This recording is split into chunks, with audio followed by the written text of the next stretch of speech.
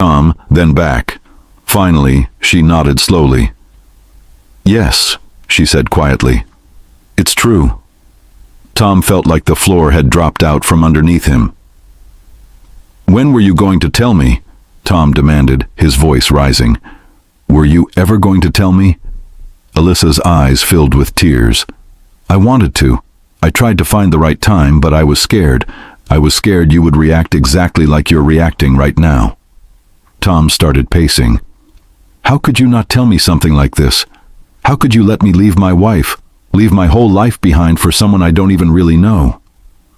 Alyssa wiped at her eyes. "You do know me, Tom. I'm the same person I was yesterday. Nothing about me has changed just because you know this now." But Tom didn't see it that way. To him, everything had changed. He felt lied to, deceived, manipulated. The argument escalated quickly. Tom kept demanding to know why she hadn't told him from the beginning. Alyssa tried to explain that her past was her private medical history, that she was a woman and had been living as one for years, that she hadn't set out to deceive him.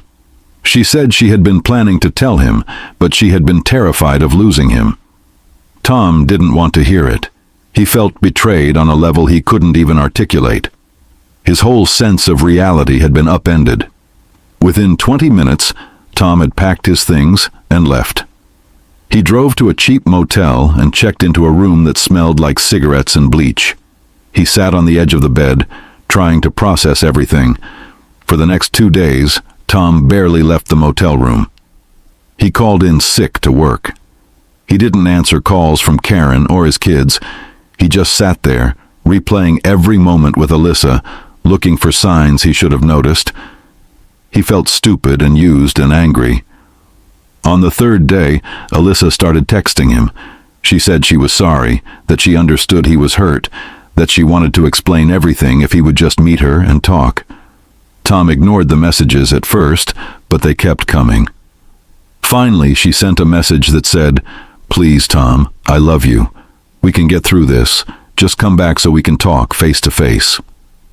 Tom stared at the message for a long time. Part of him wanted to just block her number. But another part of him, the part that was still angry and hurt and looking for answers, wanted to confront her. At 8:30 that evening, Tom got in his car and drove back to Alyssa's apartment. Tom knocked on the door. Alyssa opened it immediately, like she had been waiting. Her eyes were red from crying. She looked relieved to see him. "Thank you for coming," she said softly, stepping aside to let him in.